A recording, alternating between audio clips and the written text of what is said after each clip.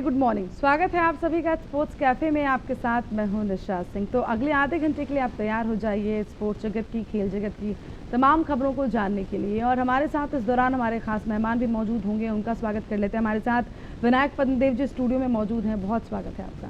Thank you so much Nisha, thank you for having me here. तो अगले आधे घंटे तक आप हमारे साथ बने रहिए, क्योंकि हम बात करेंगे विराट कोहली की भी कि किस तरीके से आईसीसी रैंकिंग में वो 2 पायदान जो है वो नीचे आ गए हैं, चौथे स्थान पर पहुंच गए हैं। उसके अलावा गोल्फ में एसएसपी चौरसिया ने क्या कुछ किया है, उसके अलावा रोजर फेडरर की भी बात होगी कि किस तरीके से उन्होंने तीसरे राउंड में जगह बनाई है। और जो भारत का मुकाबला है जो रांची में होने वाला है भारत और ऑस्ट्रेलिया के बीच में, उसमें क्या कुछ हो सकता है, क्योंकि ऑस्ट्रेलिया को लगता है कि भारत दबाव में है। लेकिन सबसे पहले आपको दिखा देते हैं इस वक्त की हेडलाइंस क्या है। Nathan Leon says pressure is right on India heading into Ranchi test. Ashwin back as top all-rounder in the latest ICC ranking. Virat Kohli slips on one place. Shiv Shankar Chaurasia keeps India Open title, delivers another India Open special. And Djokovic, Federer, Nadal advance to round 3 of ATP India Wells Master Crown. तो चलिए अब अपने इस programme की शुरुआत कर लेते हैं और सबसे पहले हम बात कर लेते हैं क्रिकेट की। क्या भारत पर इस वक्त दबाव है, क्योंकि 1-1 की बराबरी से भारत और ऑस्ट्रेलिया दोनों ही हैं। न्यूज़पेपर्स उनके बारे में क्या लिख रहे हैं, क्या कुछ पब्लिश कर रहे हैं, ये सबसे पहले आपको दिखाते हैं। तो द टाइम्स ऑफ इंडिया ने क्या कुछ लिखा है। Pressure is on team India says lion. तो ये आप द टाइम्स ऑफ इंडिया की हेडलाइंस, उसके अलावा India beware of demoralising effect. Hindustan times ने इस खबर को कैसे छापा है, किस तरीके से पब्लिश किया, उसके अलावा द इंडियन एक्सप्रेस क्या लिख रहा है। Lyon keeps his fingers crossed. तो ये तमाम न्यूज़पेपर्स ने क्या कुछ लिखा ये आपको बताया। और हमारे साथ हमारे खास मेहमान विनायक जी भी स्टूडियो में मौजूद है। विनायक जी, क्या लग रहा है, किस पर प्रेशर है? बात ये कही जा रही है कि इंडिया पर प्रेशर, पर आपको कैसा लगता है? निशा, अगर आप मेरे कमेंट्स मांगे तो मुझे ये बड़ा हिलेरियस कमेंट लगा नेथन लायन का। पहले तो अगर कोई प्रेशर में है कोई टीम तो वो ऑस्ट्रेलिया है। इनके जो सबसे तेज़ गेंदबाज है मिचेल स्टार्क, वो वापस ऑस्ट्रेलिया जा चुके हैं। पैर में उनका स्ट्रेस फ्रैक्चर था लास्ट मैच खेलने के बाद। ऑलराउंडर उनके मिचेल, उनका भी सीरीज ओवर हो चुका है। शोल्डर इंजरी हो गई है, अभी उनका ऑपरेशन है, आईपीएल मिस कर रहे हैं। नेथन लायन खुद जिन्होंने ये वक्तव्य दिया है कि इंडिया अंडर प्रेशर है, उनको भी जो उनकी स्पिनिंग फिंगर है ये वाली, उसमें दर्द है। अच्छा। इस मैच से, कल के मैच से पहले उनका एक फिटनेस टेस्ट होगा, तब डिसाइड होगा कि वो खेल पाएंगे कि नहीं खेल पाएंगे। तो अगर देखा जाए तो कोई टीम अगर अंडर प्रेशर में है वो ऑस्ट्रेलिया है। और ऑस्ट्रेलिया की जहाँ की बात करें तो ये उनका एक तरह से देखा जाए तो स्ट्रैटेजी है।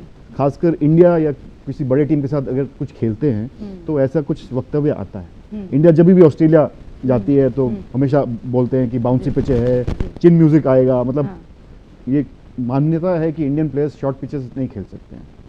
और इसी अगर सीरीज की बात करें तो पिछले टेस्ट मैच में जब ऑस्ट्रेलिया 1-0 से लीड कर रही थी और सेकंड बैंगलोर में खेला था जो दूसरा मैच, तो मैच से पहले ऑस्ट्रेलिया कप्तान ने ये वक्तव्य दिया कि हम 2 दिन दूर हैं चैपल हैडरी ट्रॉफी को रिटेन करने। तो ये बोलना बहुत अच्छा होता है, बट आपको फील्ड में जाके खेलना होता है। 15 सेशन है 5 दिन। जी। तो अगर 15 सेशन में अगर आपने 12-13 सेशन ठीक से नहीं खेला तो कोशिश थी वही जो स्लेजिंग की हम बात कर रहे हैं कि स्लेजिंग करते हैं। और जिस तरीके से आपने बताया कि उन्होंने कहा शुरुआती 2 दिन में ही जीत जाएंगे, तो ये कोशिश थी कि हम अपनी बातों से ही दबाव बनाएं, बाकी चीज़ें मैदान पर कर ली जाएंगी, लेकिन उसमें नाकाम दिखाई दिए। ये माइंड गेम्स होता है। मनोवैज्ञानिक दबाव डालिए आप सामने के ऊपर। अगर आप देखिए कि सामने वाला बैट्समैन या टीम या कैप्टन दबाव में आ जाए तो उसका आप फायदा उठाइए। तो ऑस्ट्रेलिया टीम ने तो ये दूसरे लेवल पे ले गए थे। स्लेजिंग तो ठीक है, बट हाँ, जहाँ तक हमारी बात है, स्पेक्टेटर्स की बात है, स्टेडियम में जो फैन जाएंगे उनके लिए बड़ी अच्छी बात है कि 2 टीम टक्कर कर रहे हैं, वक्तव्य में भी लड़ रहे हैं और फील्ड में तो लड़ाई चली रही है। लड़ रहे हैं, बिल्कुल।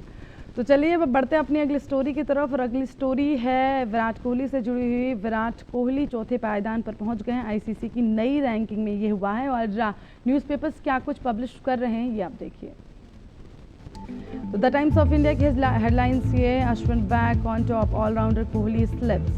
तो द टाइम्स ऑफ इंडिया उस खबर को कैसे छाप रहा है उसने पब्लिश किया। उसके अलावा Kohli slips 1 players in ICC rankings. तो जो 2 आखिर के मैच हुए उसमें विराट कोहली ने उस तरह की बल्लेबाजी नहीं की जैसे उनसे उम्मीद की जाती है। ये माना जाए जो आने वाले 2 मैच यानी इसी सीरीज़ की हम बात कर लें तो लगता है विराट कोहली अपने फॉर्म में आएंगे और एक बार फिर से जिस तरीके से पायदान की जो हमेशा छलांग लगाते हैं इस बार डाउन पर आए फिर से ऊपर जाएंगे।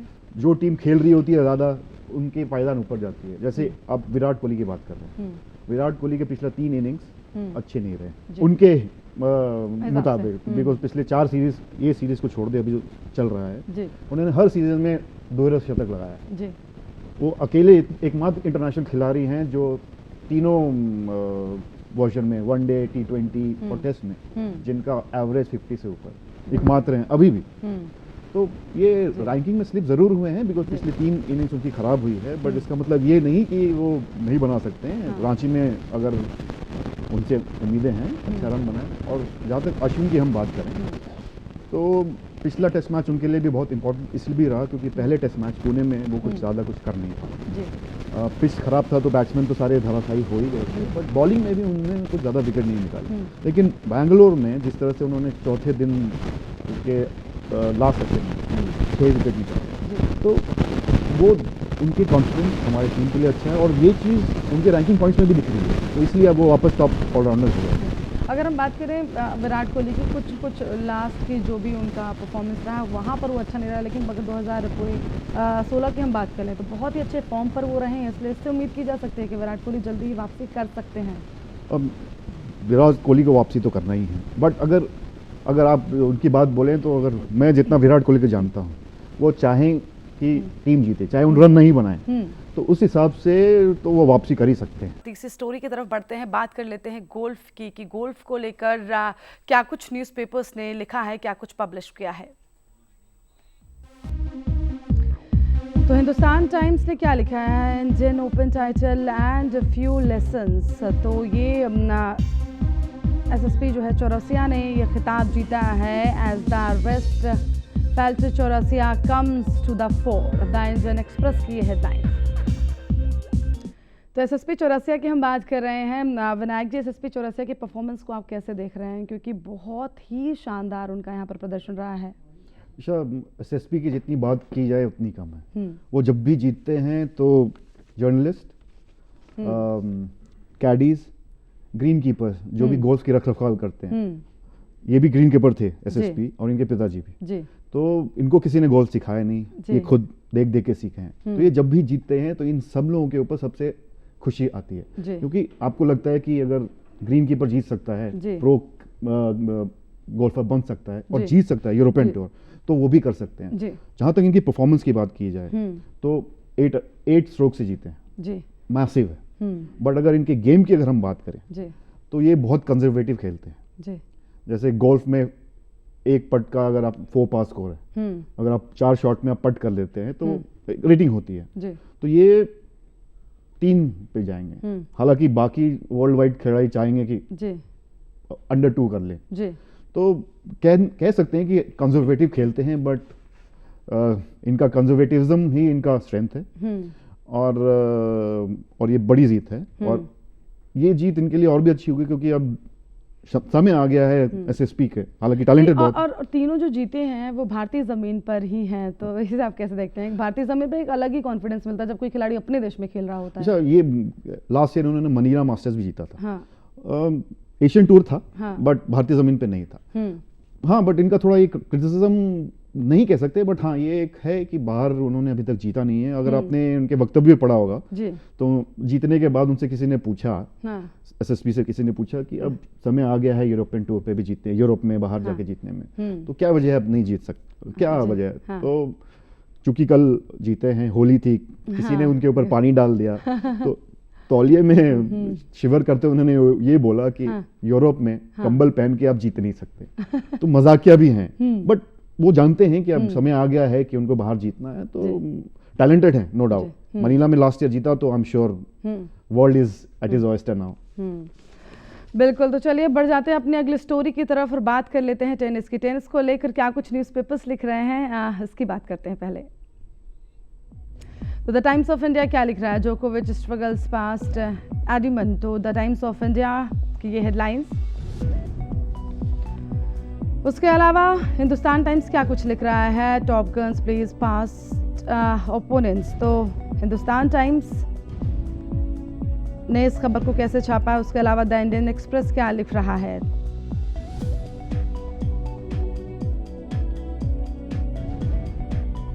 तो एटीपी टूर्नामेंट की हम बात कर रहे हैं और हमारे साथ हमारे स्टूडियो में मौजूद है विनायक जी। विनायक जी, तीसरे राउंड की अगर हम बात करें तो तीसरे राउंड में ही तीनों ही बड़े खिलाड़ी पहुंच गए। इसे आप कैसे देखते हैं और आगे की जो जर्नी है उसे आप किसके लिए थोड़ी सी ज़्यादा आसान मानते हैं?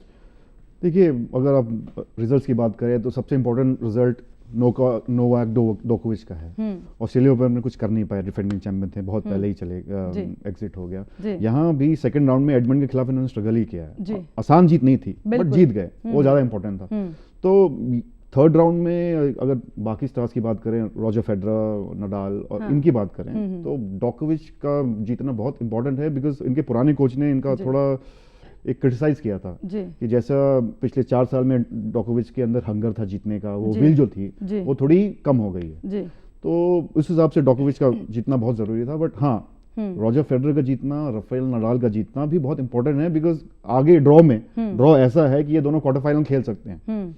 और अगर आपको याद होगा, पिछला ऑस्ट्रेलियन ओपन फाइनल बहुत ही एपिक हुआ था रॉजर फेडरर और राफेल नडाल का। 5वें सेट में बहुत लंबा खिंचा था जिसमें रॉजर फेडरर जीते थे। तो ये रिजल्ट जो अभी आ रहे हैं पिछले 1-1.5 महीने में, तो कहीं ना कहीं यही बता रहे हैं कि जो पुराने स्टार्स हैं वो अभी भी जीत सकते हैं और नए स्टार्स को हरा सकते हैं।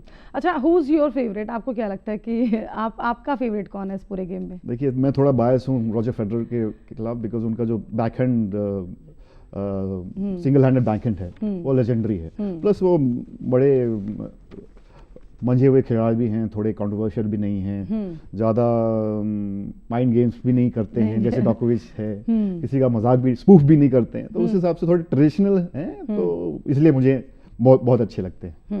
बिल्कुल। तो चलिए बढ़ते हैं अपने अगले सेगमेंट की तरफ, और वो सेगमेंट है योगा का। योगा कितना हेल्थ के लिए ज़रूरी है और योगा करके कैसे फिट रहा जा सकता है, ये जानिए आप हमारे इस सेगमेंट में।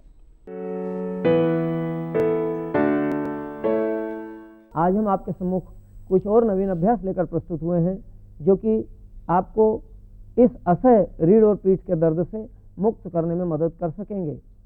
प्रारंभ करेंगे दीर्घ श्वसन के साथ। आज मन को शांत और विश्रांत करने के लिए हम खड़े खड़े दीर्घ श्वसन सीखेंगे। लंबी गहरी श्वास भरते हुए पूरा सीना फुलाइए, और चिंतन करिए कि ये श्वास पीठ की ओर जा रही है, रीढ़ की ओर जा रही है।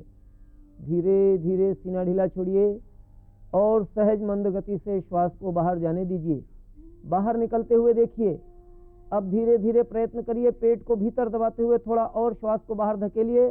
चिंतन करिए कि ये श्वास पीठ और रीढ़ से बाहर आ रही है। मूल बंध लगाइए और श्वास को बाहर धकेल दीजिए। मूल बंध ढीला छोड़िए, आने दीजिए श्वास अंदर। अनुभव कीजिए कि यह पीठ और रीढ़ की तरफ आ रही है। पेट फुलाते जाइए, सीना फुलाकर और भरिए, कंधे फैलाते हुए पूरी श्वास अंदर। अब धीरे धीरे कंधे नीचे लाते जाइए।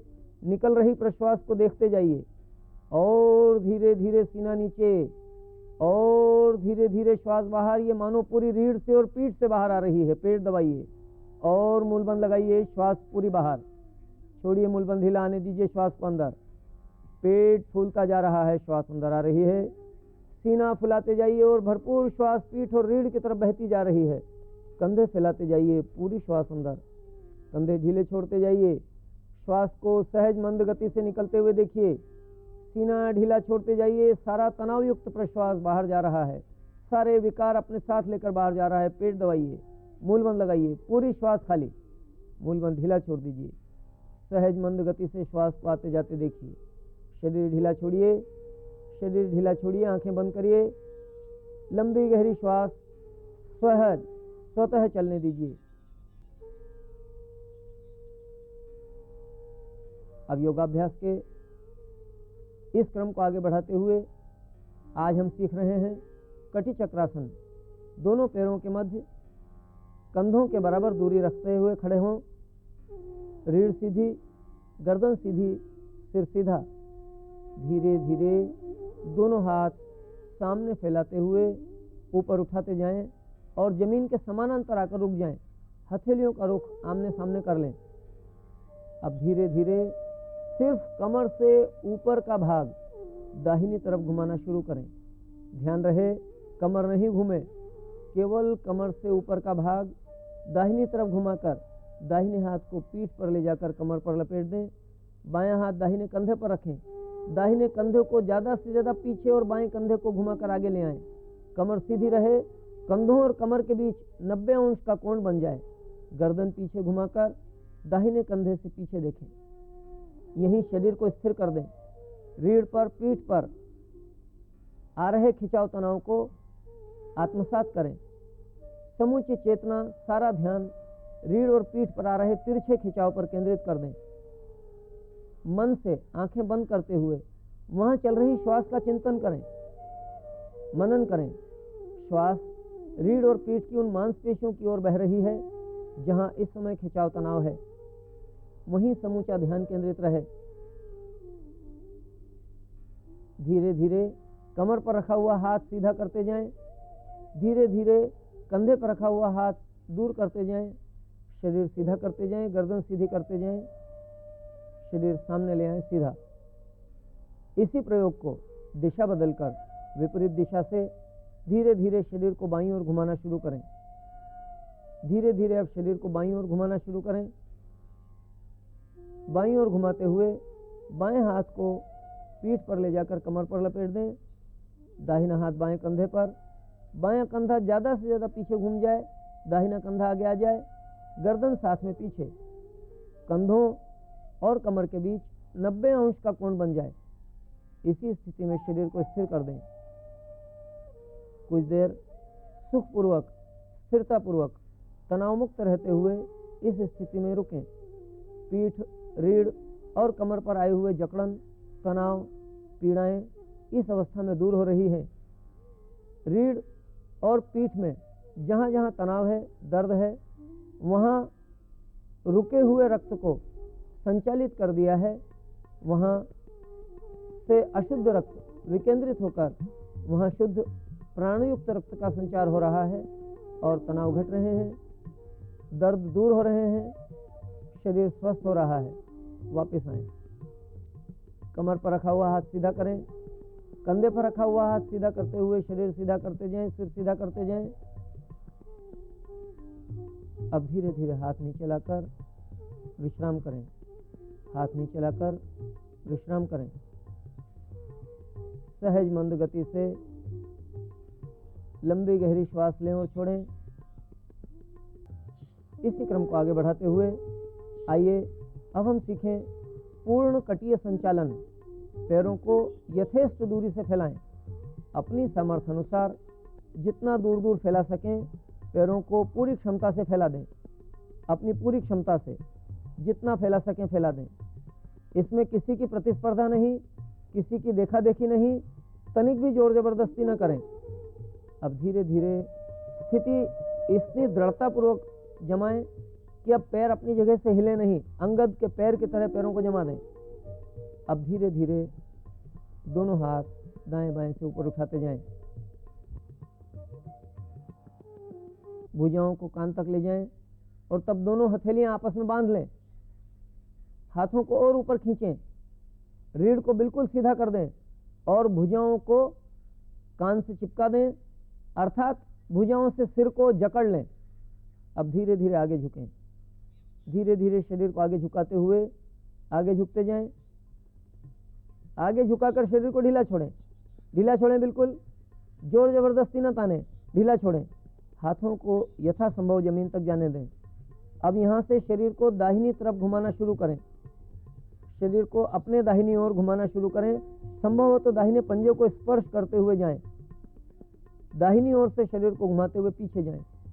पीछे जाएं, पूरा शरीर को पीछे ले जाएं, यथेष्ट पीछे झुकाएं और तब पीछे से घुमाते हुए बाईं ओर, बाएं पंजे को स्पर्श करते हुए मध्य में आ जाएं। बाएं पंजे को स्पर्श करते हुए मध्य में आ जाएं। दिशा बदलें।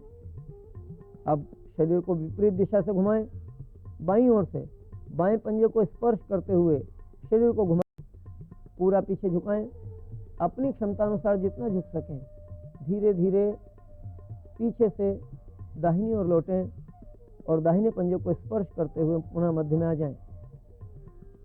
कुछ क्षण यहाँ रुकें, कुछ क्षण यहाँ शरीर को ढीला छोड़कर रुकें।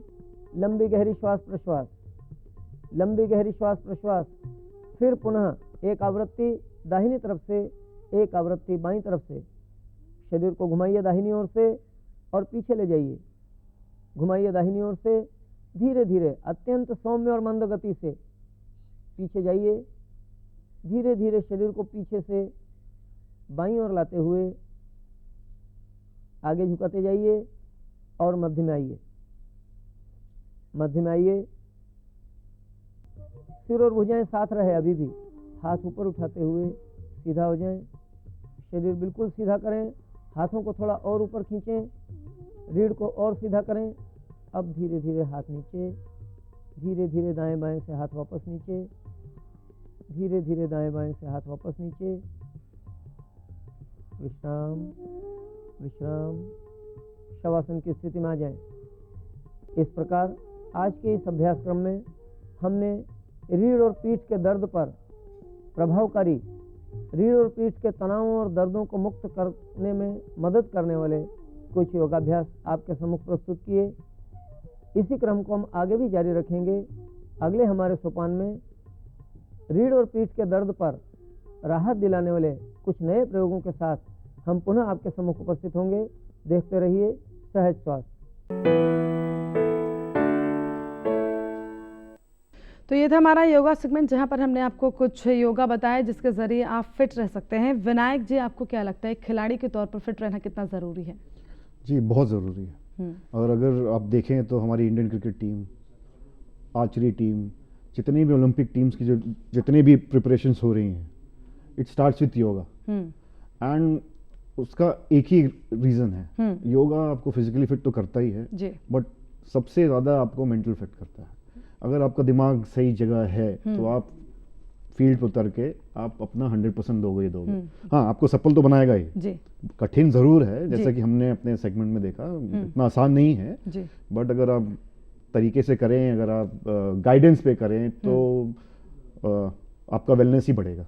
बिल्कुल, वेलनेस बढ़ेगा। चलते चलते आपको क्या लगता है, हम रांची मैच के बारे में अगर बात करें, कौन रहने वाला है रांची का हीरो जल्दी से? मेरे हिसाब से अश्विनी रहेंगे, वो हमारे सबसे बड़े खिलाड़ी हैं और वही की रहेंगे हमारे लिए। तो रांची का हीरो रविचंद्रन अश्विन। और विराट करेंगे कुछ, बट जीत रविचंद्रन अश्विन की तरफ से ही मिल सकती है हमें। बिल्कुल, तो रविचंद्रन अश्विन की तरफ से जो है जीत मिल सकती है। तीसरा मैच होने वाला और सभी की निगाहें इस पर होंगी। स्टूडियो में आप आए, विनायक जी हमारे साथ बातचीत की और इस चर्चा में शामिल हुए, आपका बहुत बहुत धन्यवाद। Thank you so much, thank you so much. तो चलिए, और अब आपको बता देते हैं कि सोशल मीडिया के कई सारे प्लेटफॉर्म्स पर हम मौजूद हैं, आप वहां पर भी विजिट कर सकते हैं। तो फेसबुक, ट्विटर, यूट्यूब और इंस्टाग्राम पर भी आप विजिट कर सकते हैं।